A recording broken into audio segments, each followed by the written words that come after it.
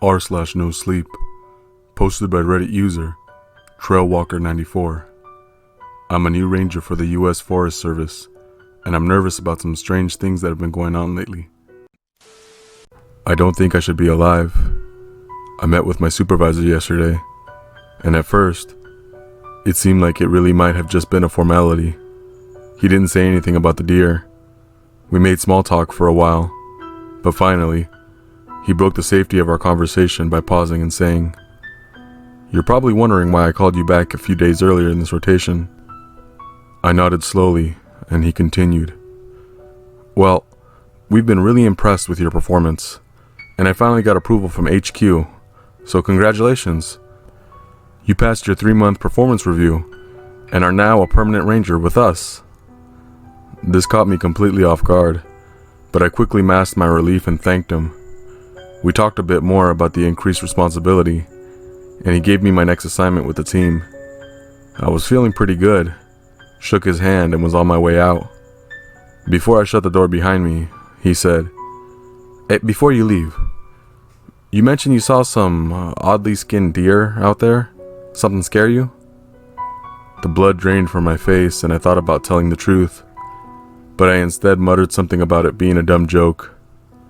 Jonathan nodded his head thoughtfully, and though he didn't look satisfied with my answer, he didn't press me. He just said, "That would be an unusual thing to find," measuring out each word carefully while looking past me distantly. That felt like the end of our conversation, so I shut the door behind me, walking away as quickly as I could without seeming weird. Something was off, and for some reason, I got the feeling the whole meeting had been about asking that last question. I should have driven out of the mountains and back home after that meeting, but something held me back. On the drive back to the mountains, I got caught up in the beauty of the rising slopes, twisting valleys, and graceful swaying pine trees. My whole life I've come to the mountains with problems and ideas I need to think over, and they somehow make everything simple. In the shadow of these mountains, I've always been able to realize how small my worries are and find content. I briefly thought about driving home, but once I got a few miles in, I was never going back. I still had work to do here, and by the time I got to my assignment location, I wasn't worried anymore. I met up with the other rangers at the campsite they'd set up near the trailhead and found that they decided to celebrate my pseudo-promotion. At first, I didn't think I was in the mood to party, but the atmosphere was so nice. I had a few beers, and a few hours later, I was pretty drunk. I got to talking with Ryan, another ranger who'd been on the job about as long as Lauren, on the tailgate of the truck, away from the rest of the team. We were overlooking the valley that ran for miles north, where we would be working for the next few weeks. There are a lot of different types of rangers, but I've always found the quiet ones to have the best stories. Ryan was normally one of the quiet rangers, but he chose this time to open up to me. I'd been telling him about the rhombus fire from a few months ago, and he was nodding familiarly at different points in my story. When I mentioned walking off the trail and losing track of time, he looked alert. I laughed it off as a dumb mistake, but he took it seriously. "I've heard losing time like that before, but never so close to the forest station. I've always heard it happening deep in the forest, like 100 miles out, and you weren't that far." This seemed to disconcert him. He took a sip of his beer. "There's more too. I've heard it goes way back, to the Native Americans even, but they call it wandering. They say that people who become wanderers first wander through the woods, from camp to camp, never staying anywhere overnight, preferring to keep to the caves and hollows throughout the pines. They eventually accomplish what they seek in a way, becoming part of the wild. They adopt animalistic qualities and disappear from society, reappearing here and there in stories and folk tales, separate from time." He shook his head. "Those are just old myths, but I do believe there's something off about these woods, and I don't know." I wanted to bring up the deer, but I didn't quite know how to breach the subject. Ryan ended up talking about something more interesting, so I kept listening. "The thing with the fire is weird though," he said. "Don't let yourself be convinced it's not. Those backpackers said they saw multiple bonfires with people around them. So why would they lie about something like that?" Ryan had also been there while we searched through the ashes, and I knew that it wasn't really resolved, though it was filed away as a natural wildfire. "The whole thing sort of reminds me about this woman that went missing out here, maybe 5-6 years ago. Some backpacking trek turned around after 40 miles when one of their people got sick. Well, it wasn't until they returned to the trailhead that they realized they were missing one of their party, a young woman who vanished at some point on the way back, and no one remembers seeing her leave or when she disappeared. She was just gone. Somehow, no one noticed. A SAR team came to help look for her, and they even admitted it was bizarre. We all wondered if foul play might have been involved. How does someone disappear without being noticed over a 4-day return trek?" He shrugged and said, "We found her a few weeks later, and not where we expected to. Normally these types of people show back up around trailheads and primitive campsites along the trail after a while. Not this girl. We found her way up in the mountains, above the tree line, and honestly, we probably never would have found her on our own. We were only there looking for anything because someone had reported a huge smoke column coming up from behind the peak. We went to check it out and didn't find any fires, but we did spot a bright red jacket, one exactly like the other backpacker said she'd been wearing." He leaned in.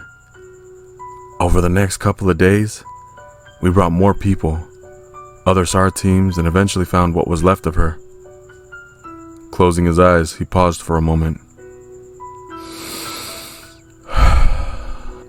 Someone had filleted her, alive it looked like from the stretch marks gouged into the ground around her. She was already rotting. She'd been there for a while. She wandered so far, almost 70 miles from the trail she went missing on.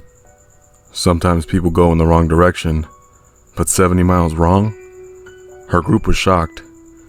Police investigated, but it was obvious none of them had any part in it. I sat speechless. It couldn't be a coincidence. The deer was not the first. A family of owls began hooting down in the valley, and we both listened for a moment. "Yeah, that was a long time ago, though. I try not to think about it often." Suddenly, he looked nervous, like he'd said too much. "But anyways, I'm pretty tired. Gonna catch some sleep." He patted my back and walked away. There was no way I was sleeping now, so I decided to walk down into the valley to clear my head. It was late, but the moon was easily bright enough for me to follow the trail down. I walked maybe a half mile before moving just off the trail to sit on a rock ledge that overlooked the high slope. Watching the stars, the pines swaying gently in the wind, I began to relax. I sat there for a while and closed my eyes, trying to empty my mind. But very gradually, an unnerving feeling began to wash over me. It was very slight at first, like the sense of being observed I felt before the forest fire, but it grew stronger, until I was almost certain I was being watched by something intelligent. I was still laying on the rock, scared to move and startle whatever this presence was. My science teacher in elementary school told my class about this when I was a kid, but I never actually experienced the feeling myself. He told us about wild cats, apex predators, that stalk their prey so efficiently, you can't see them, but you instinctually know they're there. Your brain subconsciously observes very small details that, on their own, are meaningless, but together are unsettling. Because they mean one thing: something is watching you, and you don't know what or why. I remember thinking it was cool at the time, but now, it was terrifying.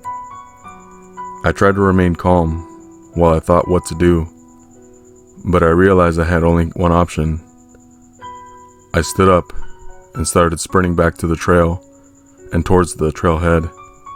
As soon as I hit the trail, I heard a distinct thumping of some sort, running gait behind me that sent me up the trail faster, adrenaline allowing me to ignore my lungs which were beginning to burn. I glanced over my shoulder once and saw some sort of semi-humanoid shape figure running after me. It looked like it had the skin of the deer, but it seemed to conform to a different contour than that of any animal I've seen. Its back was painfully twisted forward, its skin ragged and pulled down to the hooves, which it used to move unnaturally quick over the trail. I couldn't see its face in the moonlight, but I could see elegant antlers arching on both sides of its head. I ran harder and finally saw the campsite ahead. I burst into the clearing and crashed into something in front of me. A high-pitched, breathless gasp told me it was Lauren. "God, I'm so fucking sorry," I said, getting to my feet and giving her a hand. Her jaw dropped, and she pushed past me to look down onto the trail, into the valley. I followed her gaze and looked over my shoulder. A huge wall of fire cut the forest in half. A mile into the valley, the forest was burning.